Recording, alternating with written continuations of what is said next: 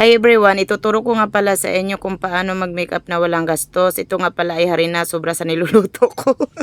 At saka kung mayroon kayong dyan, kaldero na ang gamit nyo ay kahoy, ang gamit nyo ay kihoy, syempre, yun ang gagamitin natin pang sa kilay. Kasi yung kilay ko kailangan talagang lagyan kasi putol siya.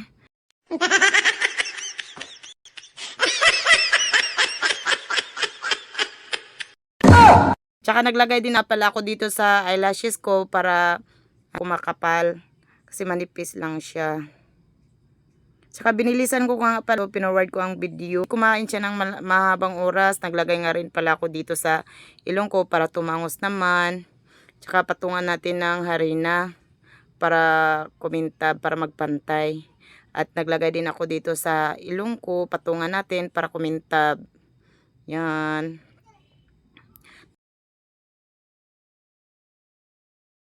Gumagamit nga pala ako ng NIPS. Wala ko nakitang red, kaya orange muna. So, hinahanap ko at ngayon may nakita ako ng red. Isang piraso lang talaga. Ayan, ginagamit ko sa pag-lipstick.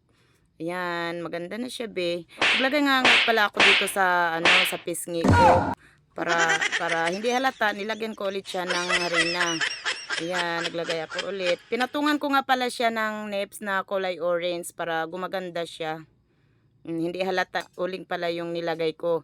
At ngayon, tapos na. O, di ba? Ang ganda ng resulta. O, naka-makeup ka pa.